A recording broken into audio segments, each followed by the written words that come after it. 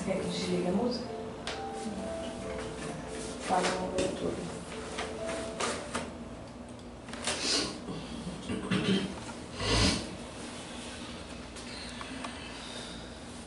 Boa tarde. Sejam todos bem-vindos, bem-vindas, todos nossos amigos encarnados, aos desencarnados que estão presentes. Hoje a gente vai conversar um pouquinho sobre o capítulo 3 do Livro dos Espíritos. A gente vem trabalhando esse livro. No início da nossa escola doutrinária a gente falou sobre o Evangelho segundo o Espiritismo e agora a gente está então trabalhando o Livro dos Espíritos. É um prazer ter a tua presença aqui. Obrigado por ter vindo. Prazer meu. E a gente sempre tem um encontro aqui nas nossas palestras, nossos encontros são sempre muito intimistas, muito próximos. Então, que você quiser trocar ideia, conversar com a gente, aqui a gente vai fazer uma exposição sobre o capítulo, mas a gente não ficou preso ao Livro dos Espíritos. Um dos livros que influenciou bastante o estudo desse nosso preparo hoje foi o A Caminho da Luz. Excelente. Excelente. Já leu esse livro? Excelente livro. A gente adorou a leitura desse livro. Foi ditado por Emmanuel. Não tinha ainda lido? Não, a gente leu ao longo desse ano para a gente poder preparar a aula. E o Exilado de Capela, um complementa o outro. Isso, a gente fez esse preparo com esses dois livros. E foi muito curioso quando eu descobri um pequeno detalhe aqui da produção do A Caminho da Luz, feito por Chico, que Chico escreveu esse livro com a ajuda de Emmanuel entre o dia 17 de agosto e o dia 21 de setembro. Foi muito rápido, um livro super denso, super complexo. E particularmente eu acho isso muito curioso porque meu pai nasceu no dia 17 de agosto e minha mãe nasceu no dia 21 de setembro. Então, particularmente, essa coincidência mexe bastante comigo. Eu gostei muito desse livro, além dessa coincidência. Vamos lá, para a gente começar aqui as nossas reflexões, a gente gosta de fazer umas perguntinhas bastante cabeludas. Eu queria que a gente olhasse com bastante carinho para esse planetinha chamado Terra, né, que não está tão azul, não está tão verde assim, né? O nosso planetinha, ele surgiu para que a gente pudesse vir aqui exercer as nossas missões, aprender um bocado. Os planetas, assim como nós, também evoluem. O planeta Terra hoje, a gente ouve muito falar que a gente está indo para uma fase de transição, uma fase de regeneração. Que hoje o planeta Terra é um mundo de provas e expiações. Então os espíritos encarnam no planeta Terra para poder aprender bastante e a gente ir fazendo nosso burilamento, a nossa reforma íntima. Esse é o propósito da nossa encarnação aqui. Só que do mesmo jeito que a gente está evoluindo, o planetinha está evoluindo. E aí eu pergunto para vocês, quem é que está evoluindo mais rápido? Será que a gente acompanha o planeta Terra nessa evolução? Será que a gente está mais rápido? Será que a gente está mais devagar? Qual é essa proporção, essa velocidade que o planeta evolui? Porque se a gente for parar para pensar, e quando o planeta Terra virar um mundo de regeneração? Será que a gente pode continuar reencarnando aqui? Depende. Será que a gente consegue? Depende. Então, a nossa busca pela reforma íntima, será que a gente vai chegar num nível de espíritos um pouquinho mais evoluídos, prontos para encarnar no mundo de regeneração? Ou a gente vai ficar para trás? A gente... Posso falar um pedacinho? Eu estava conversando com aquelas meninas que estavam comigo, ela fez essa pergunta para mim. Eu falei para ela, nós já estamos num esforço hercúleo contra as nossas imperfeições, é difícil.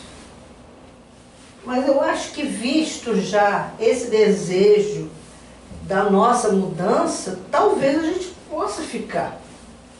Porque não é mundo regenerado, é mundo de regeneração. Então os espíritos que vão poder voltar são os que estão em regeneração. Estão se esforçando para conseguir melhorar as imperfeições, né? Exatamente. E um dos pontos que a gente vai abordar hoje é justamente isso. Será que a gente já é pelo menos um espírito em regeneração? Será que a gente está nesse livro buscando assim de verdade mesmo? A gente vai parar para olhar ali para a nossa casa tadinho, né? Tá mais pretinho do que verdinho aquele planeta ali. A gente não está cuidando tão bem dele, mas quando ele entrar em regeneração, será que a gente está cuidando bem do nosso espírito, da nossa reforma íntima? E aí a gente for parar para avaliar um pouco disso, né? Vamos pensar aqui. A gente veio para cá, a gente estava mais ou menos ali naquela situação, um monte de hominídeo em volta de uma fogueira, a gente bastante embrutecido, possivelmente lá aqueles espíritos, né, muito primitivos, vindo então os espíritos para fazer a expiação e passar pelas provas. E a gente é tão evoluído, né? Toda a nossa vaidade, todo o nosso orgulho, a gente acha que a gente, pô, vamos lá, né? Convenhamos, a gente já evolui a beça. Por exemplo, a gente saiu de uma roda de fogueira e foi construindo a cidade. Né? Já foi montando uma vilarejo, já começou a se relacionar com as outras pessoas. A gente foi construindo grandes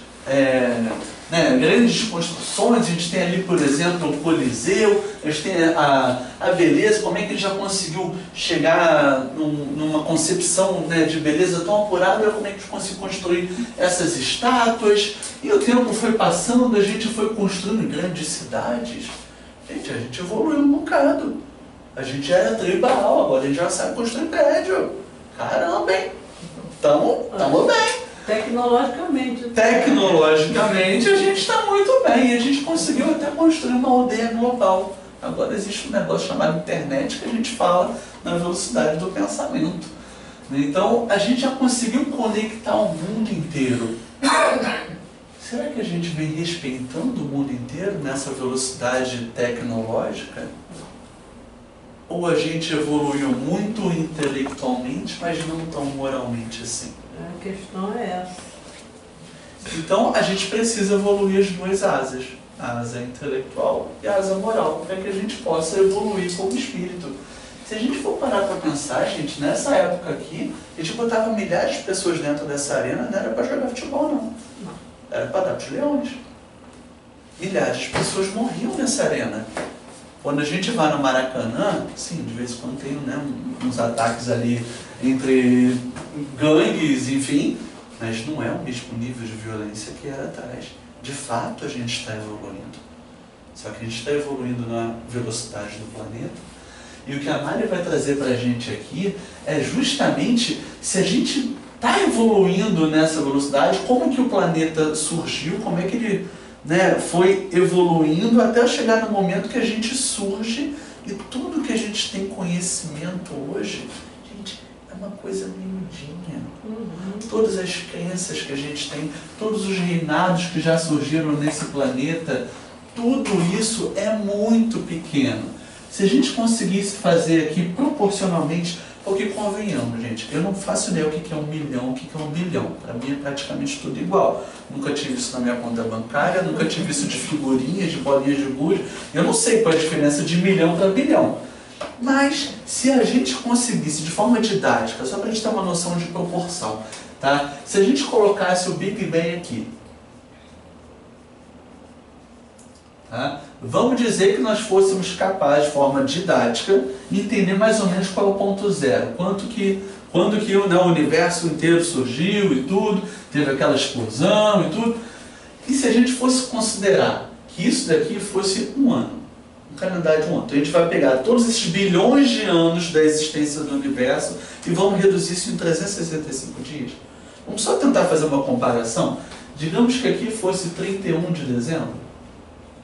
Tá? E aqui 1º de janeiro. Estão conseguindo acompanhar? Só para a gente ter uma noção de proporção. O nosso planetinha teria surgido mais ou menos nessa proporção aqui em agosto. Quanto que a gente viveu esse ano, de 1º de janeiro até agosto? Um tantão de coisa que a gente viveu esse ano, né? Imagina que tudo isso que a gente viveu esse ano, a gente não faz a menor ideia do que era, porque a Terra nem existia. Então o nosso planetinha surgiu proporcionalmente aqui. Aqui nasce a Terra. Só que depois de nascer a Terra, acontece um monte de coisa que a Mari vai chegar mais no detalhe aqui, mas convenhamos, sabe quando que a raça humana vai aparecer? 28 de dezembro. tipo ontem, né? Ontem. Isso tudo aqui é o planeta Terra sem a gente. Então, quem somos nós para acreditar que nós somos evoluídos, que a gente conhece tudo, que a gente tem total domínio de tudo, que é só na Terra que tem gente, só na Terra que tem vida, esse monte de coisa que o nosso raciocínio é capaz de criar? A gente só tem isso aqui, de vida. A gente Tem muita coisa que a gente ainda não conhece, a gente é extraterrestre. Tem vida em outros, por que não teria? Lógico que poderia ter de formas diferentes, mas isso tudo eu estou soltando spoiler aqui da parte da Mari. Eu só quero fazer essa reflexão aqui com vocês.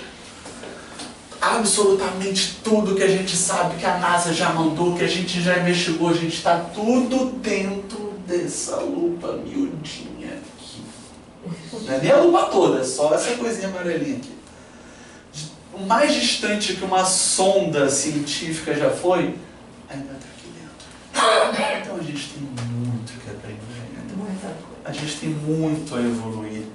Então, o estudo que a gente está trazendo hoje, que veio do Livro dos Espíritos, do Caminho da Luz, desse lado de Capela, vai trazer um pouco mais de clareza do que é essa jornada que a gente vem fazendo aqui no planeta Terra. E a Mari, então, vai trazer um pouco desse esclarecimento de como que surgiu a Terra e qual o momento que a gente começa a surgir também. Mari, vamos lá? Boa tarde novamente. Vamos agora falar um pouquinho dessa agosto a dezembro, né? Nesses valores proporcionalizados.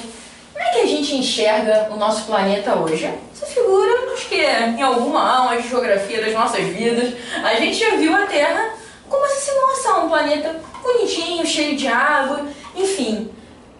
Só que, na verdade, a Terra, há 4 bilhões e meio de anos atrás, ela era muito mais parecida com essa segunda imagem. Uma bola, literalmente de fogo, onde a vida, como a gente conhece, nos nossos organismos, enfim, na estrutura humana, era totalmente inviável. A vida era inviável num planeta que tinha essas características. Como isso tudo foi possível? Antes da gente entrar nos processos pelos quais a Terra passou para chegar no estágio daquele planetinha ali que a gente mostrou na primeira foto, é inevitável a gente trazer o principal responsável por tudo isso. E quando a gente fala da evolução do planeta Terra, é automático a gente pensar em Jesus, que é o governador do nosso planeta.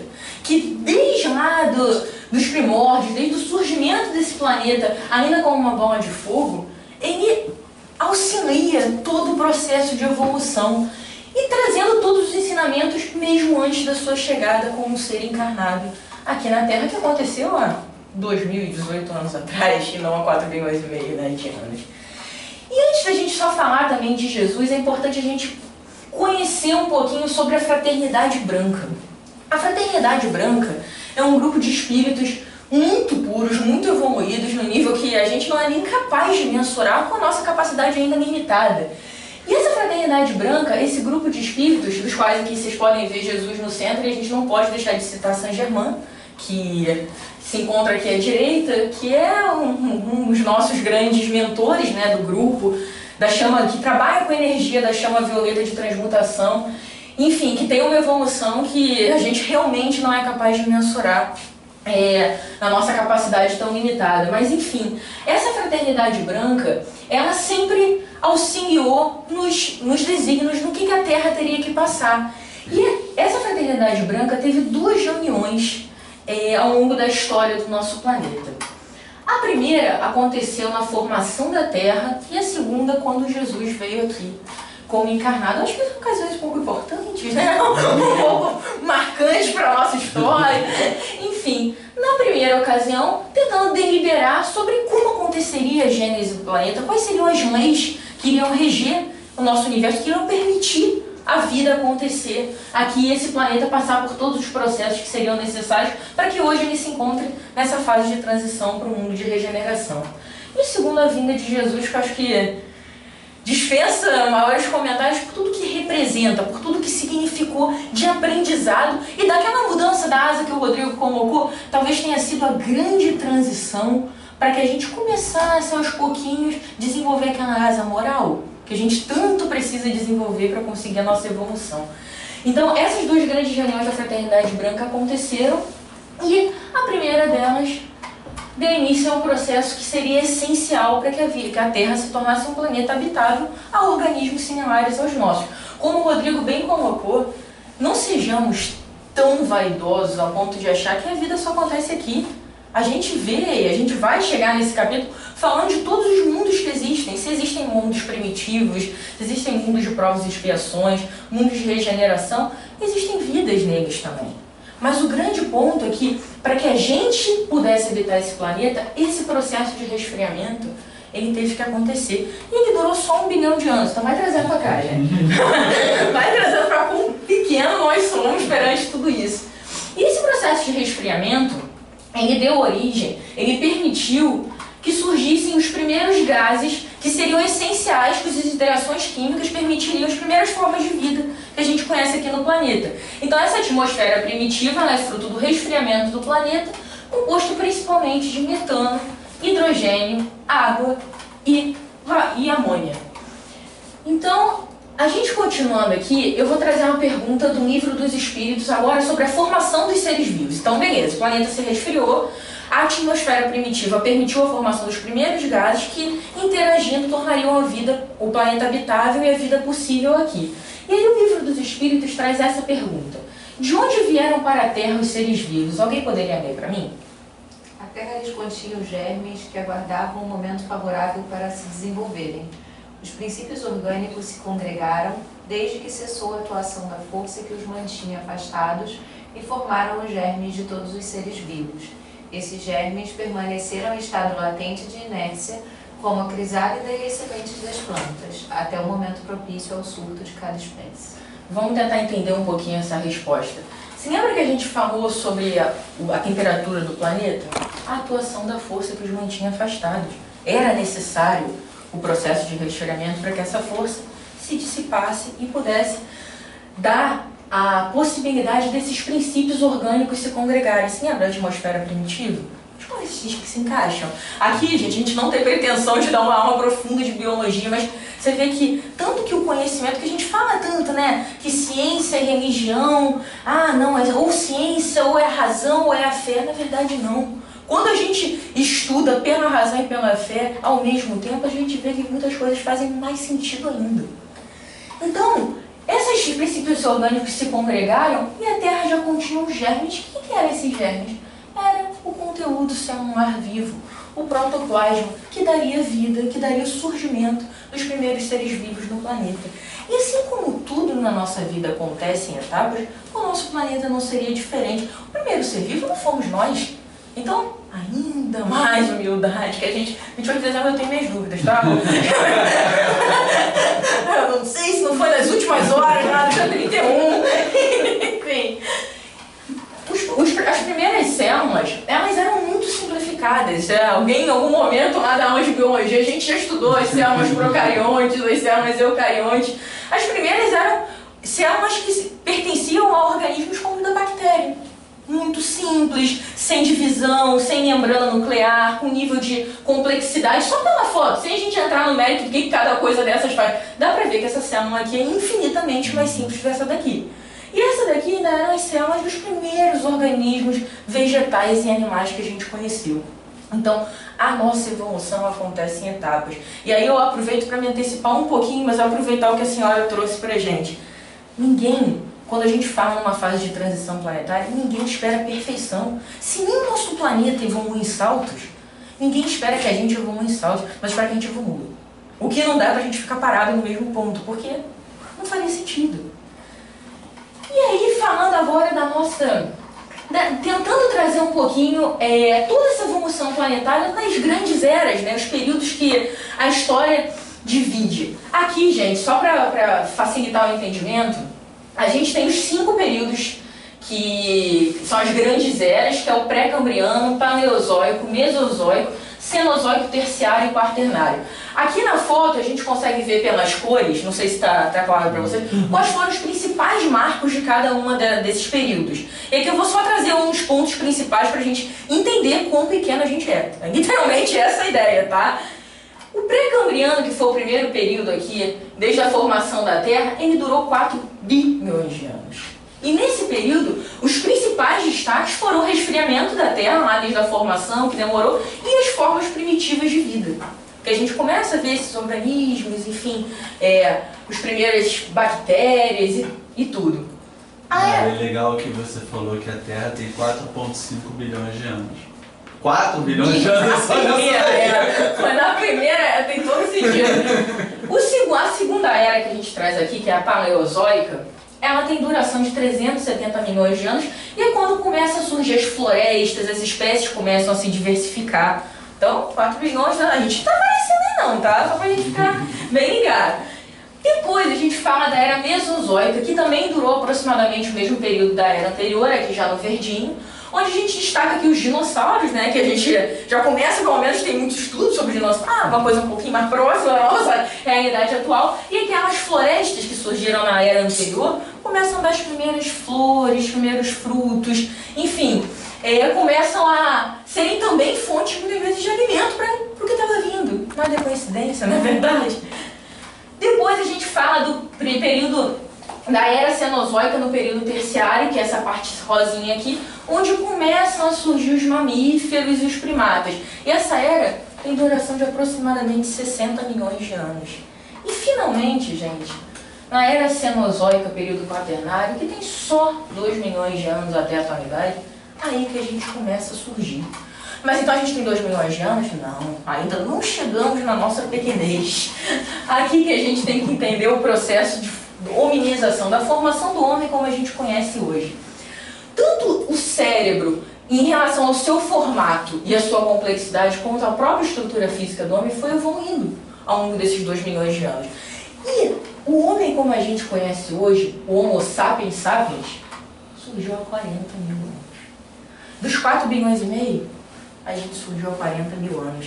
E aqui é interessante a gente falar, que eu acho que é uma dúvida que surgiu pra gente, é uma dúvida bem comum, é que muitos perguntam, o homem é descendente do macaco, ele é descendente do chimpanzé? Nesse cruzamento das espécies, nessa interação toda que houve ao longo da estrutura da vida, os hominídeos, eles eram uma classe de seres que estavam, enfim, surgindo por esse cruzamento, e eles se ramificaram em quatro grandes grupos, que eram os chimpanzés, os gorilas, os orangotangos e os humanos. Então, na verdade, nós todos partimos dos hominídeos, mas nós não somos descendentes dos macacos, porque nessa ramificação, cada um evoluiu de acordo com a sua espécie para a gente chegar nessas classes que a gente conhece hoje. Mas o grande ponto daqui é que, finalmente, há 40 mil anos atrás, surge o organismo humano como a gente conhece hoje. Só que agora, o que a gente tem que pensar? O planeta passou por todo esse processo para que a gente tivesse nesse ponto e começasse a fazer a nossa parte, né? Agora está na hora da gente fazer essa parte para fazer por merecer. E o Rodrigo vai trazer, antes da gente contar um pouquinho como é que a gente pode fazer para conquistar isso, ele vai trazer um pouco como é que esse planeta que se preparou tanto para nos receber, como esse planeta foi povoado, como ele foi diversificado, como a gente chegou, agora sim, nas sociedades como a gente conhece hoje em dia. Você pode...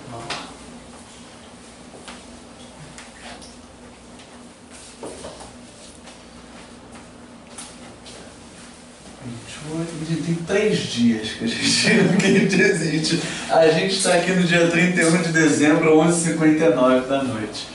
Só para a gente ter uma noção. Jesus, governando a Terra, né, estava construindo uma casa para que alguns espíritos pudessem aqui viver e evoluir. Certo? Então, lembra quando eu falei lá atrás que o nosso mundinho ele está entrando numa fase de regeneração e a gente precisa acelerar para poder acompanhar? Se a gente não conseguir acompanhar a Terra, a gente não vai poder mais encarnar na Terra. Então seríamos uma espécie de exilados da Terra, certo? Do mesmo jeito que a gente concordou que seria muita pretensão da nossa parte se só a Terra tivesse vida, né? Existem outros planetinhas que têm vida lá de um jeito um pouquinho diferente do nosso, que a gente não é capaz de compreender ainda. Um desses planetinhas é chamado Capela. Capela, assim como a Terra hoje, era um mundo de provas e expiações que estava indo, né, ganhando ali uma evolução, um upgradezinho, e estava indo para o mundo de regeneração. Só que o que a gente faz com os espíritos que estão encarnados em capela? Aí Jesus chegou e falou, olha, eu tenho uma casinha que eu estou construindo chamada Terra. Vocês podem vir morar aqui na minha casa. Eu estou precisando muito de um desenvolvimento intelectual e vocês precisam desenvolver a moral para que as duas asinhas fiquem boas. Então vocês podem utilizar a minha casinha para isso. Então Jesus traz os espíritos exilados de capela, que é o nome desse livro, esses espíritos para a Terra, para que nosso planeta pudesse dar uma evoluída, serviço de casa, para que eles também evoluíssem. E foi isso que aconteceu. Vários espíritos começaram a vir para a Terra para que eles pudessem ter um novo lar, que eles pudessem trazer um pouco da lembrança da tecnologia, de tudo que eles lembravam lá de capela, para ajudar os homens que já existiam aqui. Tá? Então foi uma espécie de vamos alavancar a sociedade, esses hominídeos, agora homo, mais alguma coisa, eles precisam se desenvolver, já somos homens sapiens, e a gente precisa, né, acelerar um pouquinho isso aqui. E foi assim que a gente foi promovendo mais diversidade. Já existia ser humano aqui? Sim, já existia. Se a gente for parar para analisar em termos de raças, já existia a raça negra e a raça amarela. Então ali pela África existiam várias tribos e ali pela Ásia também existiam várias tribos. Eram as duas raças que existiam aqui. Como que esses espíritos lá de capela começaram a surgir aqui? Eu trouxe aqui só uma linha do tempo, mas a gente vai focar só ali no iniciozinho, tá? Aqui vem até o dia de hoje, mas a gente vai focar só aqui no início. Desde aquela grande congregação lá da Fraternidade Branca para o surgimento da Terra e depois uma segunda reunião para a vinda de Jesus. Mas aqui nessa época, mais ou menos, ali por volta de uns 8.000 anos atrás, a primeira família de capelinos veio para a Terra. Eles vieram ali na região da Índia. Então deixa eu aproveitar aqui com meus super dotes de desenho. Vamos ver se eu consigo fazer mais ou menos aqui. Vamos dizer que isso daqui é a América, tá, gente? Mais ou menos isso daqui. Vamos fingir que vocês estão entendendo. Isso aqui é... Vamos dizer que isso daqui fosse a Índia. Nossa senhora, tá péssimo. Tá? Isso daqui é a África, tá, gente? África. O foco foi a Itália, aqui, né? a gente mesmo, o foco é na Itália. Perfeito. Bateu um referencial. Opa! Vou botar a Inglaterra aqui, pronto. Pô, deixa eu se esforçar, Rodrigo. Tá ótimo. Eu montei. Tá, e o resto? E o resto? Fez quase uma botinha ali.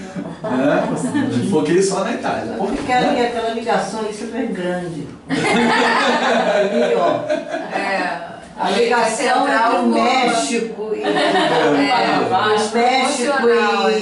e a Guatemala é mais estreita. Todo mundo ali. Fiz um terremoto aqui no planeta. Mas só para a gente se localizar mais ou menos, para quem matou a aula de geografia, esse aqui vai facilitar um pouquinho. Vamos lá.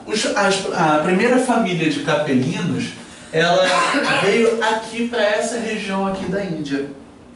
E eles foram trazendo muito da lembrança da espiritualidade, da energia, da vida após a morte. Então a gente tem nosso perispírito, lembra que a gente guarda um monte de coisa no nosso perispírito. Claro, quando a gente está encarnado, a gente não lembra desse tantão de coisa. Mas algum resquíciozinho, alguma memóriazinha foi preservada. Então, quando esses espíritos começaram a encarnar naquela sociedade, eles foram trazendo então essas memórias da meditação, memórias da energia. Por isso que aqueles estudos dos chakras, né, do desenvolvimento da espiritualidade, vem muito aqui do Oriente. Né? O conhecimento que depois o Ocidente recebeu, mas que a própria Europa recebeu, de espiritualidade, vem todo daqui. Isso há 8.000 anos. Só que, lembra que eles chamam bastante... Ali já não estava mais nas cavernas. Não, aqui não estava mais nas cavernas. Já são 8 anos. Eles vieram em grupo. Isso, 8 anos. Tipo, outro dia. Né? Porque houve a época que eles vieram quando era das cavernas. O que o Caminho da Luz está trazendo é que essas 4 vindas, essas 4 famílias que vieram de capela, eles vêm aqui para a Índia, e aí, a partir daquele grupo que está ali na Índia, surge também uma outra família dissidente, que é o que a gente chama de arianos, o povo ariano. Qual é a diferença do povo hindu e o povo ariano que vem depois? O povo hindu vem com essa lembrança da espiritualidade, só que lembra que eles têm um pouco do intelectual, mas eles não têm a asa moral muito bem desenvolvida? Pois é, eles infelizmente quando chegam aqui, eles olham para outras pessoas que eram diferentes dele e falam, não, nós somos diferentes, vocês são diferentes da gente. E aí o orgulho, a vaidade bate neles. E aí eles acabam criando a sociedade dividida em castas. Eles têm uma lembrança que eles são mais evoluídos porque vinham de outro mundo, e para poder justificar essa separação de outros homens aqui, eles começaram a criar então uma representação. Talvez se vocês forem um pouco na filosofia hindu, vocês vão conhecer lá os brahmanes, né, os Vishres, não, mais ou menos assim, né? Então eles vão justificando que os sacerdotes, que os mais destacados da sociedade, teriam vindo da cabeça de uma grande entidade poderosa. As pessoas que trabalham no mundo militar, né, aquele braço mais político, viriam dos braços dessa entidade. As pessoas que trabalham com o comércio, com o desenvolvimento através do comércio, viriam das pernas dessa entidade. Enquanto a classe social que envolve a agricultura, viriam dos pés dessa entidade. E aquelas pessoas que eram completamente excluídas da sociedade, viriam da poeira que estava embaixo dos pés dessa entidade. São os párias. Então, infelizmente, eles vieram com esse orgulho muito exacerbado e desenvolveram bastante a espiritualidade, só que também dividiu a sociedade em castas. Isso é uma das maiores chagas que a gente tem em toda a história da raça humana, justamente esse preconceito que os capelinos desenvolveram aqui. Mas também veio uma outra família que falou, não, eu não vou desenvolver essa espiritualidade porque eu tenho uma lembrança que eu vim de um outro mundo, então está errado isso aqui, então eu vou focar no material. É justamente essa família mais ariana. Eles, ao invés de ficar aqui na Índia, eles começam a explorar, a colonizar toda essa região aqui da Ásia, especialmente aqui na direção da Europa. Então, os arianos, como a gente conhece, é um povo um pouco mais bélico, que estava querendo colonizar, dominar diversas outras tribos. Tem o lado bom e o lado ruim que eles trouxeram com isso. O lado bom, eles conseguiram se misturar mais rápido e distribuíram o seu conhecimento. Qual é o lado ruim? Eles focaram demais no material e eles perderam a memória dessa espiritualidade aqui, desse culto à meditação e toda a parte energética. Aqui são duas famílias, né? Uma outra família também, a família egípcia, que encarnou mais ou menos por aqui. E qual foi o grande legado que esses egípcios trouxeram para a gente? Já havia uma sociedade, os capelinos começaram a encarnar ali, aquela sociedade evoluiu à beça. E vocês fazem ideia como é que se mumifica alguém? Eu não faço a menor ideia. E os nossos museus, acho que também não sabem muito não. Por quê? Porque esse conhecimento ficou retido apenas para os sacerdotes, apenas para os faraós. Eles não vieram para cá com conhecimento, mas não espalharam esse conhecimento para outras pessoas. Então a sociedade também encarava aquilo com muito misticismo. Isso existe, não existe, aquele é um rei, só que é um rei Deus. E eles lembravam que eles eram monoteístas também. Eles lembravam que existia um Deus único.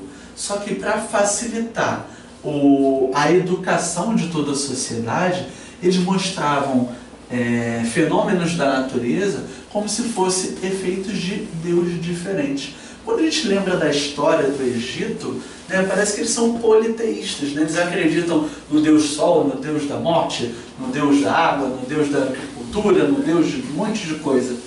Só que na verdade aquilo ali foi um ensinamento para aquela sociedade, para que eles conseguissem aprender um pouco do que são aqueles fenômenos na natureza. Os sacerdotes e os faraós, dentro dos seus pequenos círculos, Eles chamam dos iniciados, né? os iniciados, pois é, eles sabiam que existia um Deus único, só que eles guardaram ali dentro. E vários outros segredos, infelizmente, ficaram ali dentro das pirâmides, né? E, gente, os capelinos vieram, encarnaram aqui, desenvolveram o Egito, só que conforme foi passando o tempo, eles foram trabalhando um pouco da sua asa moral também, e eles foram desencarnando e não voltavam mais para encarnar aqui. Então isso que explica por que a sociedade egípcia desenvolveu muito e sumiu. Eles voltaram para a capela. Eles foram voltando para a capela, porque eles não encarnavam mais aqui na Terra. Eles já fizeram o seu papel e foram voltando para a capela. Então eles não tinham mais o que fazer aqui. E como aquele conhecimento ficou retido na mão de poucas pessoas, não tinha como mais aquela terra, todo aquele povo desenvolver aquela tecnologia. A gente tem 200 e caramba, não sei nem quantas pirâmides que foram construídas no Egito. Nossos engenheiros até hoje tentam decifrar como é que eles construíram as pirâmides. Então, conhecimentos avançadíssimos de engenharia, de astronomia, de medicina, que até hoje a gente não faz ideia como é que era, que infelizmente eles levaram embora. Eles não compartilharam aqui mais uma sombra do nosso orgulho, da nossa vaidade. E um outro grupamento, né, uma outra família de capelinos que veio aqui para a região do... ficou bem torto isso aqui, né, gente? Veio aqui para a região do Irã, ali para a nossa região do Oriente Médio, de Israel e tudo, que é o povo hebreu, que era um povo mais homogêneo do que todos os outros aqui, muito orgulhosos, porque lembravam demais daquela congregação de Jesus, no preparo da vinda deles aqui para a Terra. Só que eles não se espalharam, eles eram muito orgulhosos, ficaram muito na deles, e Jesus percebeu que de vários outros povos ali, eles eram os mais carentes, os que mais precisavam da vinda física de Jesus para poder espalhar o amor, para poder trazer as boas novas. Então, por isso que Jesus escolhe vir para essa região aqui, para esse povo, porque era um povo mais homogêneo e, ao mesmo tempo, mais carente ali do ensinamento que ele traria. Então, aqui a gente consegue definir, entender bem, que o mapa ele não estava muito legal, por isso, bom, não que eu tenha melhorado muito, mas aqui a gente vê a civilização egípcia, o povo de Israel, a família daqui na Índia e a família indo-europeia, que surgiu da Índia e foi colonizando ali a região da Europa, especialmente a região do que hoje a gente chama de Alemanha. E aqui a gente tem então uma representação dessas 4 famílias, né, que vieram de um outro orbe. Os egípcios eram um povo que se destacou bastante pela prática do bem, eles eram bastante evoluídos, mas infelizmente eles mantiveram aquele conhecimento apenas para eles. Regressaram para a capela e alguns capelinos, quando estavam aqui, eles, ao invés de ir para a capela, eles até ficaram ajudando Jesus no governo, né, toda a orientação do nosso plano. Né? Então nem todos voltaram para a capela. A família indo-europeia, né, não tem esse sentimento religioso, era um povo mais bélico, mais embrutecido. A virtude foi que justamente conseguiram se confraternizar com as tribos que já existiam, então eles espalharam bastante a tecnologia, a importância do trabalho por ali. O povo de Israel, então, que era mais orgulhosa e monoteísta, foi a que recebeu Jesus depois. E as castas, os hindus, né, que eles descendem desse povo ariano e que infelizmente eles cometeram esse erro aí de dividir a sociedade em castas. A gente consegue entender um pouquinho da nossa história a partir da vida dos capelinos, como é que a gente desenvolveu bastante a nossa sociedade, né, a raça humana aqui, com a contribuição deles aqui. Então, o que a Mari vai trazer aqui agora para vocês é que a gente entende mais ou menos a contribuição dessas famílias capelinas na Terra. Só que alguns vieram para poder desenvolver pontos mais específicos, para acelerar, trazendo alguns projetos que eram fundamentais para que a gente conseguisse desenvolver mais a sociedade. E a Mari pensou algumas que foram muito importantes para o nosso desenvolvimento. Conta aí pra gente, Mari.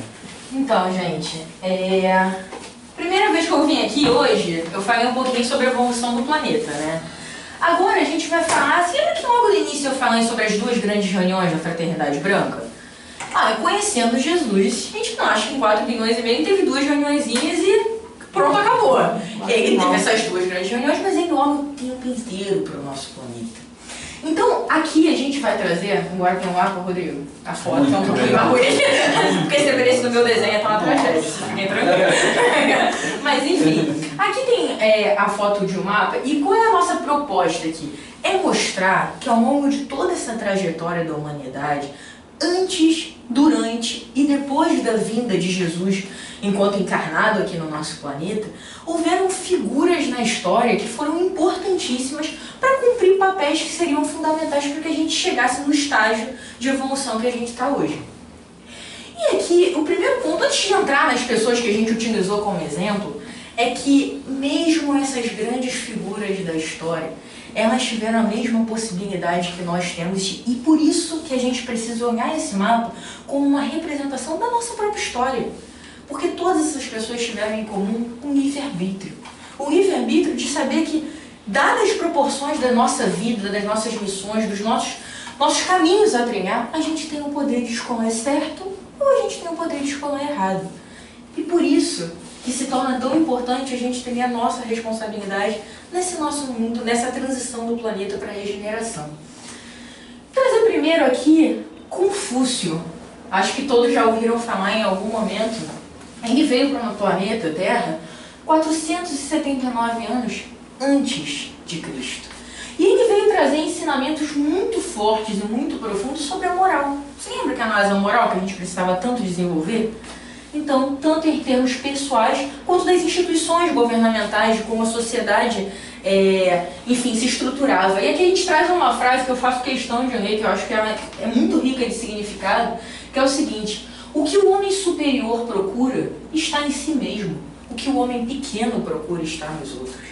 E esse ensinamento, gente, é 479 anos antes de Cristo. É para a gente ter a dimensão de que aquele homem superior procura se melhorar. Ele não procura ser melhor do que você, do que você, do que você. O referencial é como a gente está no nosso caminho, não como o outro está. E quando a gente não se compara ao outro, não tem essa coisa de ser superior ou de ser inferior. Quando a gente se compara a nós mesmos, a gente quer ser o melhor que a gente puder ser. Então, esse conhecimento, né, anterior, não veio de hoje. Acho que ele acertou, né? No papel dele, tem essa impressão de que ele foi bem sucedido. Por outro lado, a gente traz o exemplo de Maomé, lá na região da Arábia Saudita, que ele veio 632 anos antes de Cristo, também com uma missão muito nobre, que era a missão de unificar a Ásia. Então, num cenário que o Rodrigo colocou sobre o quanto era importante essa sociedade homogênea, as regiões estarem se falando, os povos estarem interagindo e contribuindo um para o outro no processo de evolução, essa missão era muito nobre. Só que, infelizmente, pelas escolhas feitas, Maomé acabou se perdendo na prática da intolerância, da violência, da imposição e acabou não cumprindo sua missão como um todo. A gente traz o exemplo também de Paulo de Tarso, que particularmente é um exemplo que me emociona muito. A gente está dando algumas dicas de livro hoje, eu não sei quem já teve a oportunidade de ler Paulo Estevam. É um livro lindíssimo que conta a história de Paulo, que antes era Saulo e que se transformou na mesma encarnação de um perseguidor de Cristo, a um dos seus maiores apóstolos. E ele é um exemplo para a nossa vida de que é possível mudar, sim. É possível mudar, é só querer. É só você realmente se esforçar e entender que isso começa de agora. Não começa de amanhã, não começa de semana que vem, começa de agora, porque Paulo, de perseguidor, foi um dos maiores apóstolos que depois que Jesus foi crucificado, continuou espalhando a palavra dele, os ensinamentos dele, andando por diversas regiões e sendo um dos maiores exemplos do que Jesus ensinou. A gente traz também aqui o exemplo de São Francisco de Assis, que eu tenho particularmente todo um apego, dado que quem me conhece sabe que eu amo animais. Eu não tenho minhas forças. Então, assim, que era muito além dos animais, mas ele, 1182 anos depois de Cristo, ele foi um dos grandes exemplos na nossa história sobre a humildade e sobre o amor ao próximo. A ser um instrumento, literalmente, da paz, do servir ao outro. Ele que teve uma vida de grandes regalias materiais, abriu mão de tudo isso em prol de servir o próximo. Também tem a impressão de que ele meio que conseguiu atingir a missão, né? E um exemplo aqui que acho que a gente vai se prolongar um pouquinho mais é Napoleão, que veio 1769 anos depois de Cristo, ficou faltando o D aí, desculpa, ficou só Cristo, que veio com a missão também de unificar a Europa. De novo, essa unificação, sendo um dos grandes papéis da história. Ele veio com a missão de unificar a Europa, só que ele também se perdeu na vaidade e na ambição. Por que eu falei que eu ia me prolongar? Porque Napoleão, a história de Napoleão, ela mostra um grande outro exemplo de algo que eu quero que a gente pense isso na nossa vida.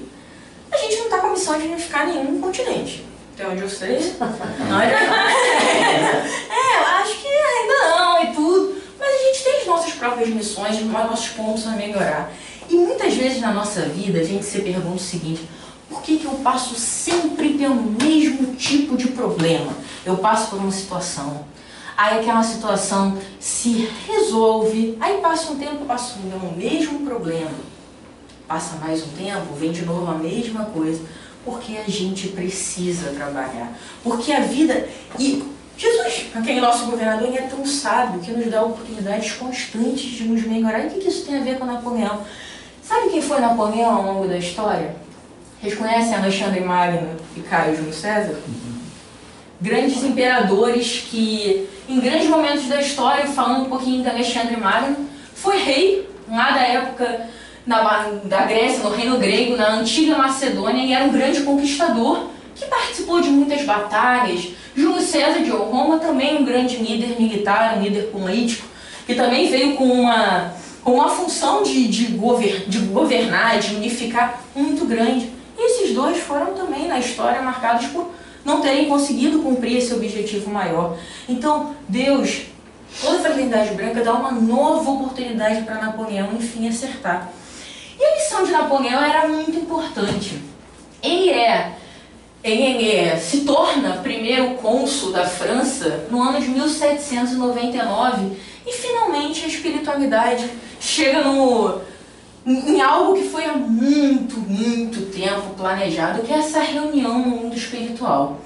Essa reunião no mundo espiritual, ela estava plasmada há muitos anos, há mais de 300, e ela foi uma reunião lá na psicosfera que foi feita com Napoleão encarnado. Ele foi levado para uma grande assembleia em desdobramento. E nessa assembleia, o objetivo dela era só definir uma coisa básica, os roteiros de todo o século XIX e do século XX. Só tranquila, uma missão bem tranquila. Trivial. Só definir. E nessa reunião tinha um pessoal que, assim, vocês vão conhecer os nomes assim. Era mais ou menos assim uma representação, todos esses espíritos, alguns que se encontravam na espiritualidade e alguns que também foram levados em desdobramento porque se encontravam encarnados. E dentre esses espíritos, há grandes figuras da história, como Confúcio, que a gente falou, Lao Tse, Sócrates. Todos os ensinamentos de Sócrates sobre o autoconhecimento não podem deixar de ser citados. Santo Agostinho. Tinham grandes figuras da história também, como São Tomás de Aquino, Joana d'Arc. Tinha também grandes pilares da ciência, mais uma vez a ciência e a fé caminhando juntas. Galileu, Pascal, dentre outras figuras. E tinham também representantes encarnados, que a gente cita aqui, Beethoven, Faraday e Pestalozzi. Gravem Pestalozzi, tá? Eu já vou voltar para ele. E nessa assembleia, Napoleão foi levado porque ele precisava cumprir uma grande missão. Por que a unificação da Europa ele seria um grande marco para a história da humanidade naquele momento? Por que definiria o futuro dos próximos séculos? Porque estava se chegando próximo do momento da terceira grande revelação. Quando a gente pensa em revelações, só para a gente voltar um pouquinho, a primeira grande revelação veio com Moisés, ensinando o que não fazer. A segunda grande revelação veio com Jesus Cristo, ensinando o que fazer. E a terceira grande revelação, que estava sendo preparada nesse momento, seria através do Espiritismo, mostrando como fazer. Como a gente vai conseguir trilhar aquele caminho de amor que Jesus há 2000 anos atrás nos ensinou. E essa unificação era muito importante para que Allan Kardec pudesse vir e ser o codificador do Espiritismo. E aí eu pergunto para vocês duas coisas. Napoleão, ele de fato conseguiu cumprir a missão de unificar uma parte da Europa, apesar de não ter sido da forma certa, porque ele se perdeu na vaidade e na ambição. Quando ele volta desse sonho de desdobramento, e isso é legal da gente comentar, que na verdade ele é levado de volta ao corpo por Allan Kardec. E por que eu falei que Pestalozzi era tão importante? Porque ele era o mentor em vida de Allan Kardec. Ele foi o grande mentor, o grande orientador do Allan Kardec quando ele estava como rivail ainda, antes dele se transformar nesse codificador. Então ele tinha um papel muito importante naquele processo que estava sendo armado. Então Napoleão é levado de volta ao corpo e ele acorda lembrando do sonho que teve. Tanto que a história nos mostra que Napoleão, depois dessa reunião no plano espiritual, ele acorda querendo formar as terras napoleônicas. Ele entende que ele tem um papel importante, mas no meio do caminho ele se perde. Mas Deus é tão bom que Allan Kardec não se perde.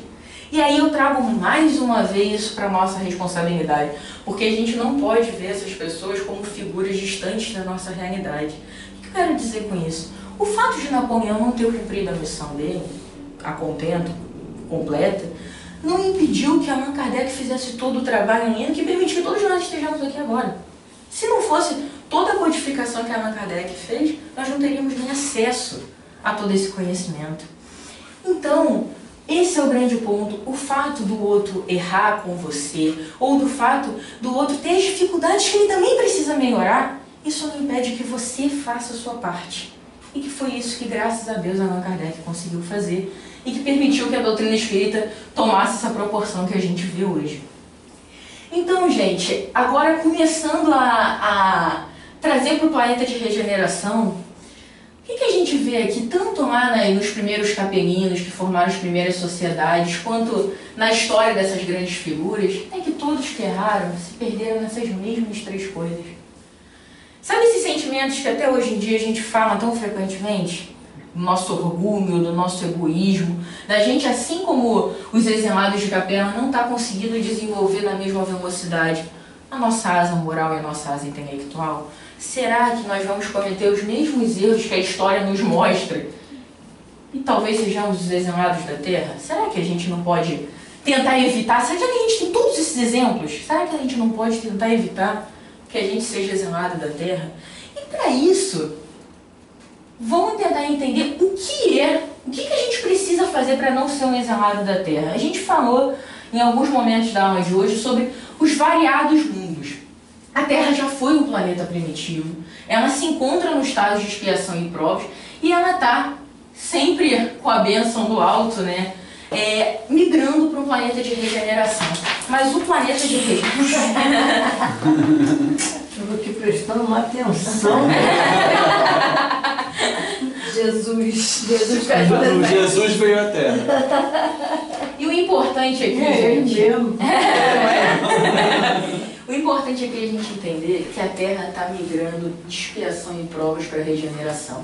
Ela está migrando de um planeta onde o mal ainda é predominante para um planeta nos quais sim, as almas ainda têm que expiar, elas ainda têm o que melhorar, mas que elas têm o bem preponderando em relação ao mal. A gente não está migrando ainda para um planeta ditoso ou divino, onde o mal nem existe, onde os seres atingem o estado de purificação, que infelizmente sim, nós ainda estamos muito longe. Mas a gente chega lá. A gente vai chegar, com certeza. Eu acho que essa é a mensagem. Perfeita a sua colocação, a gente vai chegar, mas a gente não precisa achar que a gente precisa dar esse salto para conseguir. Atrapalhando você. Não está atrapalhando não, estou trocando ideia. O bom disso tudo, que nos consola muito, é saber que de acordo com o nosso esforço pessoal, um dia a gente vai ser anjo. Com certeza. Vai valer a pena, não vai? Vai, com certeza. Então a gente vai continuar se esforçando, né? Fazendo aquela luta diária contra nós mesmos. E a gente ainda tem tudo aquilo ali que ela fala. Infelizmente. Mas eu acho que é muito boa a sua colocação, porque no final, sim, todos nós vamos conseguir, cada um no seu tempo, cada um de acordo com o seu merecimento. Mas todos nós temos como finalidade... Um dia a Hitler vai ser anjo. Com certeza. Por que eu não posso também? Então, gente, o grande ponto aqui é que esse processo ainda está acontecendo. E não tem mais tempo para que a gente adie a nossa tentativa de ser melhor. A nossa tentativa de ser melhor, aqui é uma representação, tá? A Terra não vai mudar de formato. Até onde eu sei, né? É só uma representação, tá? E assim, o grande ponto é que tudo que a gente precisa fazer para que a gente mereça estar nesse novo planeta é nos preocupar com o poder das nossas escolhas. É utilizar aquele livre-arbítrio que a gente falou lá no início. Todos nós temos o poder de escolher. Mas assim como a gente tem o poder de escolher, nós somos responsáveis pelas consequências daquela escolha. Não é justo eu escolha, se for bom, o mérito é meu. Se for errado, não foi culpa minha. Não faz sentido. Quando a gente fala em merecimento, a gente fala de responsabilidade. A gente bota a culpa nos outros, né? Sim. Foi ele que me aborreceu. Foi ele que fez isso. Aí por isso que eu fiz aquilo. Ai, não dá mais. É excelente esse ponto, porque quando a gente pensa assim que, na verdade, a gente terceiriza muito a responsabilidade, sabe? O erro está sempre no outro. A falha está sempre no outro. Mas lembra que eu falei quase agora sobre Napoleão e Allan Kardec? As falhas de um não impediram o sucesso do outro. Porque houve o esforço, houve o trabalho no bem. Então, esse esforço aqui que a gente acabou de falar é exatamente esse segundo ponto. É você sempre caminhar em direção ao seu melhor. Alguma coisa lembrou Confúcio lá, bem antes de Cristo? O seu melhor. E sem poder deixar de falar desse terceiro item, que é a importância de servir. Os grandes exemplos que a gente trouxe se preocuparam com o outro, porque quando a gente pensa que, naquela frase clichê, mas eu acho que todo mundo já ouviu falar em algum momento que é impossível ser feliz sozinho, esse sozinho não é um casal ou não casal, um formato ou outro formato. Esse ser feliz sozinho é que você ama pessoas. Em algum momento, seja quaisquer pessoas, você ama pessoas. E para que você evolua, você quer que as pessoas evoluam com você. Você precisa se melhorar para que então você possa ajudar o outro também. Servir ao outro, se doar. Esse é um exemplo que Jesus nos trouxe. Então, tá aí o caminho das pedras. Só que então vocês podem levantar a seguinte pergunta. Tá aí o caminho das pedras, é isso que eu tenho que fazer. Por que eu simplesmente não sou levada a fazer, não tenho uma receitinha de bolo? Qual seria o seu merecimento? Se você não tivesse o poder de escolher, você não teria mérito nenhum em conseguir. O mérito seria de quem escreveu a receita. Eu concordo. Quem escreveu a receita, seguiu a receita, entendeu? Olha, copiou e colou, Ctrl-C, Ctrl-V. Mas trazendo para os dias de hoje, num exemplo bem mais perto, que a gente pode imitá-lo na medida do possível, dadas as proporções, é Chico Xavier. A gente não tem condições, né, de abandonar a nossa vida pessoal para ajudar os outros, mas alguma ajudinha a gente pode fazer. E a gente sempre pode ajudar, né? A gente muitas vezes para pensar, estou saindo um pouquinho da aula, tá? Só aproveitando que você falou, que é muito interessante, porque muitas vezes a gente condiciona a nossa ajuda a alguma coisa que a gente tem que conseguir. Até isso a gente barganha, entendeu? Quando eu ganhar tal coisa, quando eu ganhar na loteria, ganhar na Mega Sena, ganhar tal coisa, aí eu vou ajudar a gente. Claro que a ajuda financeira, ajuda de itens materiais é importante sim, porque as pessoas que estão precisando não precisam desses itens para viver. Mas a doação é uma doação sua. É uma doação do seu tempo, da sua energia, da sua proatividade de estar ali com o outro. Então você não precisa barganhar nada, porque você está barganhando, você concorda, já perdeu mais de metade do merecimento que você está fazendo. Olha, se eu me der bem, eu ajudo os outros. Se não me der bem, entendeu? Então assim, eu acho que é bem esse ponto. A importância de servir é de servir de qualquer forma. Nem que você doe o seu tempo de ouvir 5 minutos uma pessoa que está precisando de você. Isso é uma doação muito maior do que a gente pode imaginar. E eu acho que a senhora está realmente conectadíssima, tá? Porque minha próxima foto é... Pode fazer trabalho voluntário. Pegar um pouquinho de tempo assim, sobra e fazer alguma coisa para o próximo. Eu queria ressaltar que ela não viu a apresentação antes, tá, gente? Mas ela está conectadíssima. Olha a próxima foto. Chico Xavier nos trouxe no livro Plantão de Respostas a seguinte coisa, que Emmanuel afirma que a Terra será um mundo regenerado por volta de 2057. E aqui o regenerado, eu só quero fazer uma consideração, não é nada de salto. Então não é 2056, está tudo ruim, pá! 1º de janeiro de 2057 está tudo maravilhoso. Não é isso. O ponto é que, a partir desse ano, vão começar a se notar os sinais mais claros de um planeta diferenciado. Um planeta onde o bem começa a fazer mais parte e certas coisas que a gente ainda enxerga, violência, enfim, muitas coisas, vão começando progressivamente a serem menos frequentes, a serem menos intensas. Eu não vou pegar. Vai sim. Não, eu tô com 65. Mas ela vai voltar a marca, vai ter voltado. Lá do outro lado vendo. Aqui com isso aqui, não. Mas já pode ter voltado, de repente, vai Não embora. dá. Ninguém sabe. Ninguém sabe. Mas o grande ponto aqui é que tá muito perto, gente. Vamos trazer Há 39 quem anos. diga que ele não falou nada disso, né? Há quem diga que ele falou. Então, fica no ar. O importante é, sendo 2057, sendo 2063 ou 2050, o grande ponto é tá chegando. Tá chegando. Tá chegando. E a gente, se a gente for pensar um pouquinho, a gente consegue ver sinais disso, Tá. que na geração da senhora, na minha geração, na geração de todos nós, a gente já não notava tanto. Quer ver alguns exemplos? Vamos lá. A inclusão social é um tema cada vez mais frequente. Antigamente, e assim, eu tenho 28 anos, quando eu era criança, o bullying, por exemplo, não tinha essa proporção que tem hoje. Hoje, há uma preocupação da sociedade da importância da gente entender que o outro é diferente de você e que isso não torna nem melhor nem pior. Há uma questão da inclusão social que é cada vez mais presente na nossa sociedade. Há também todo um movimento para a gente diminuir os nossos preconceitos, os nossos julgamentos, seja de que tipo for, mas da gente ser menos preconceito e mais amor, algo que há anos atrás também não era profundamente discutido. Há um movimento de preocupação com o planeta. Hoje, assim, você vê muitas vezes projetos, crianças se envolvendo em trabalhos de sustentabilidade que nunca seria uma temática que atrairia a criança 30 anos atrás. Estou botando 30 que é o meu referencial, tá? Mas nem o meu referencial isso seria tão presente. E é uma questão que é inegável também, a gente fala da asa moral, a gente fala da asa intelectual. A capacidade das criancinhas de mexer em objetos eletrônicos é maior do que a minha. Eu queria ressaltar isso. Mas você sabe por quê? Porque eles já nasceram nessa era, né? Não, mas você sabe por quê? Por quê? Porque lá no mundo espiritual tem tudo isso. tudo Eles isso. aprenderam lá. E eles já estão nascendo, já trazendo isso. Você vê as pessoas idosas, que eu já estou idosa, eu tenho uma dificuldade de mexer nesses aparelhos eletrônicos.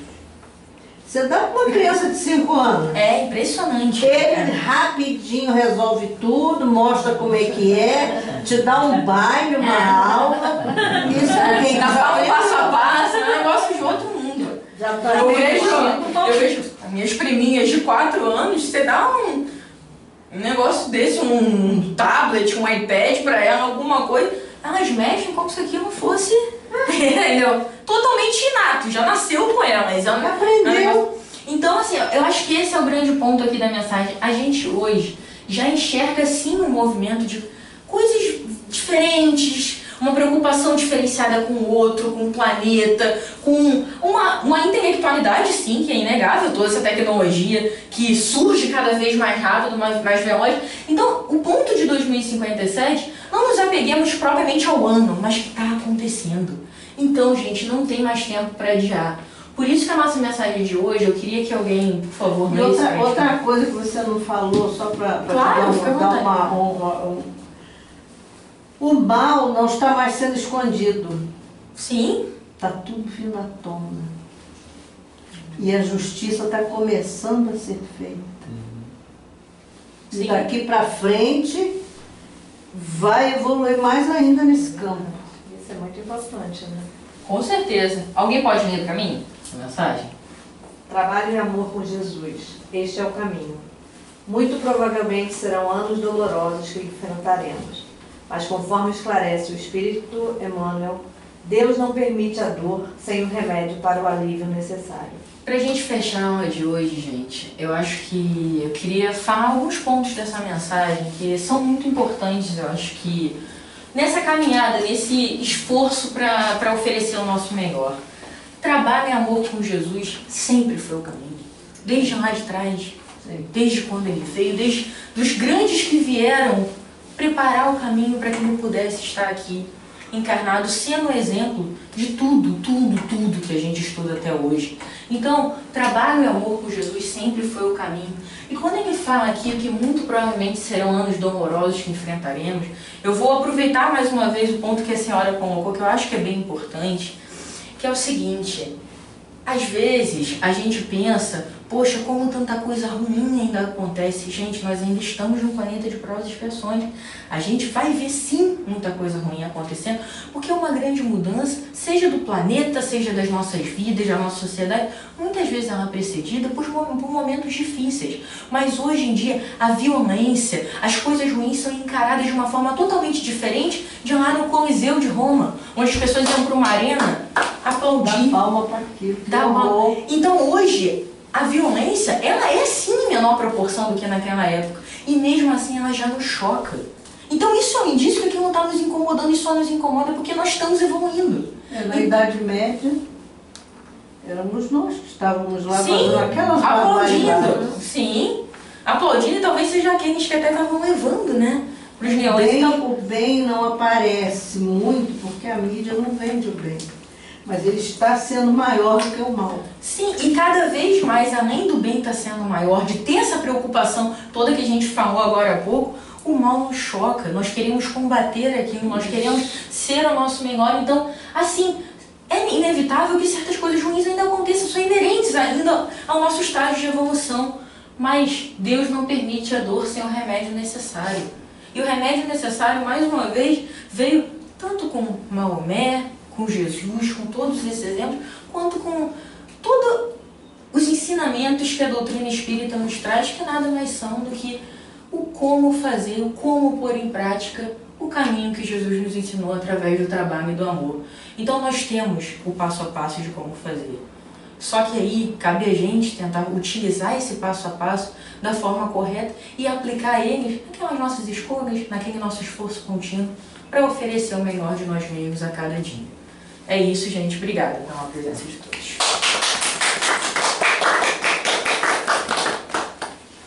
Muito bem. Eu tava vendo esse negócio aqui no chão. Eu tô ansioso que você tá fazendo assim. Eu ia cair. Voltando.